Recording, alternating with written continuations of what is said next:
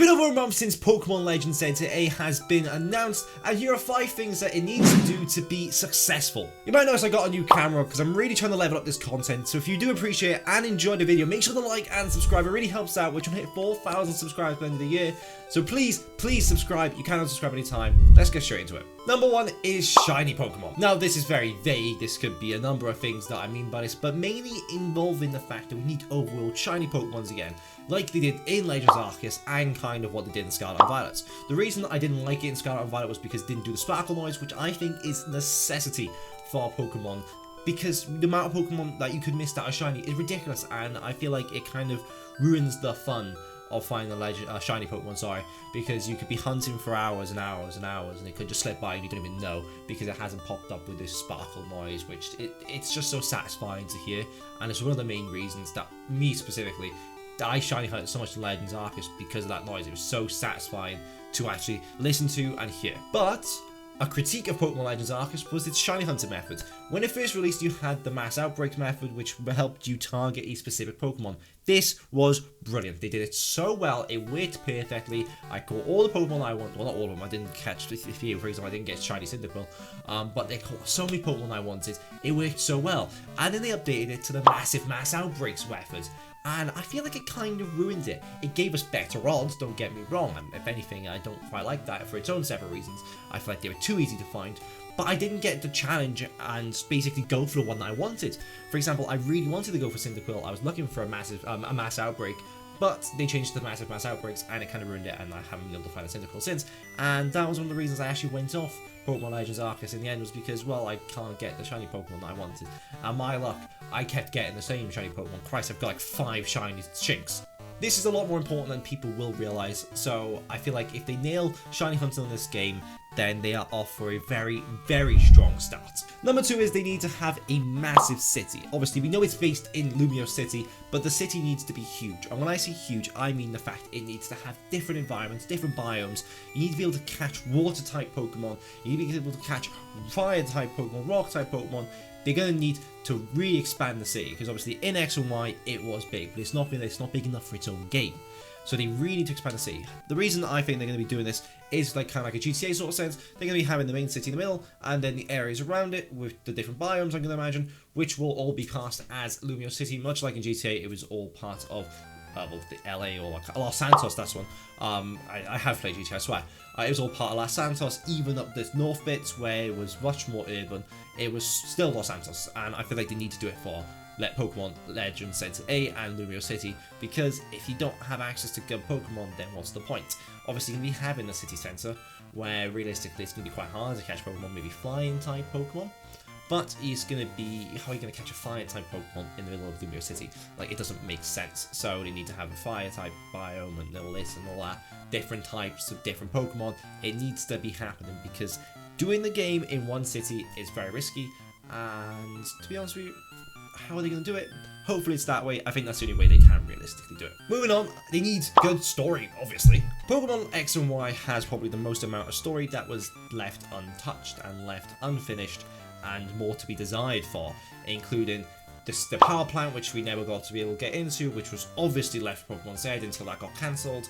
How Xerneas and Zygarde got into their 100 or 1,000 year coma, I can't remember which one it is on top of my head, how they got into that, and where does Zygarde come from? Like, these are big questions that we just don't quite know. And the Pokemon War as well. Like, these are huge questions that we just don't know the answer to, and they need to be answered. Which I think is going to be the point of Pokemon Legends Z to A.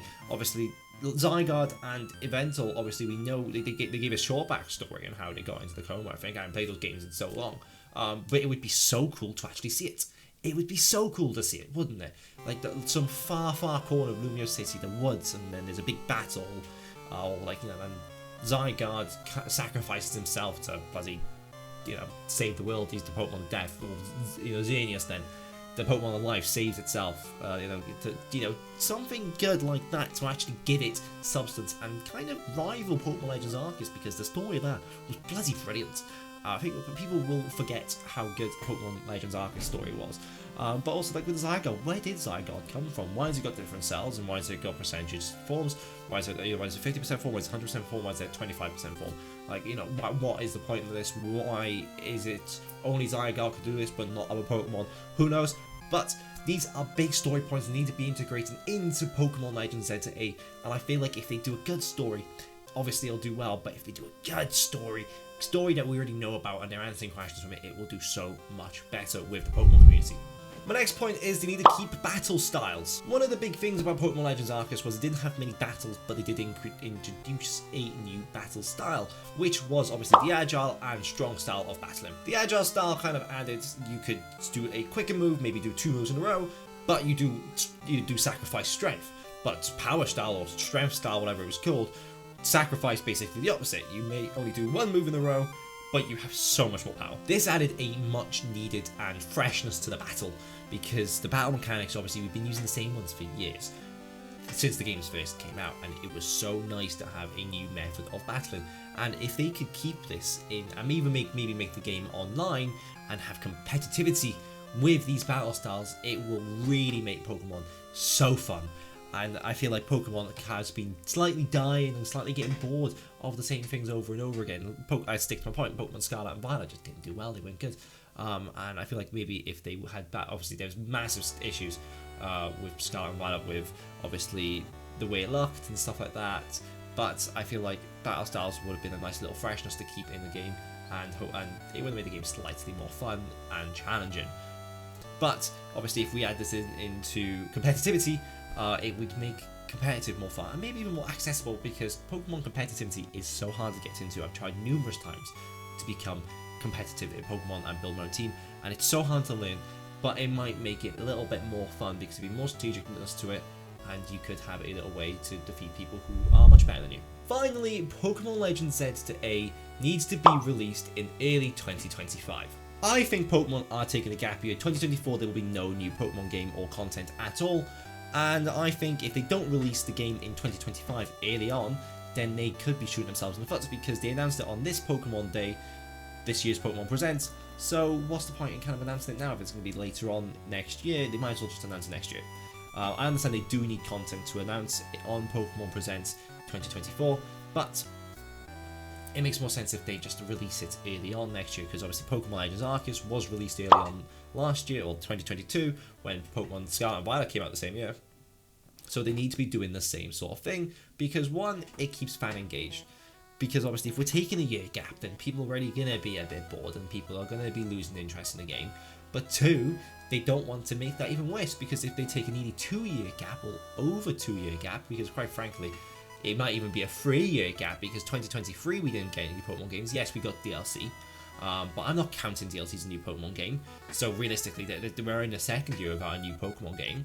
But however, it's what's it going to do? That's the question. Are they going to be doing it later on in the year, because they'll be touching 3 years, 2022 to 2025, without a new Pokemon game, which is the longest sabbatical they would have ever taken, meaning that fan interest will be going down and down and down, which I don't want as a fan. I want Pokemon games to be getting better and better and better. So they need to release it in early 2025, and quite frankly, there's no other choice, because if they will release in a later game in 2025, they need this game to do well. So I think the best way to do it is by putting it in 2025. What do you guys think? Let me know in the comments below. Make sure to like and subscribe, and I'll see you guys soon. Goodbye.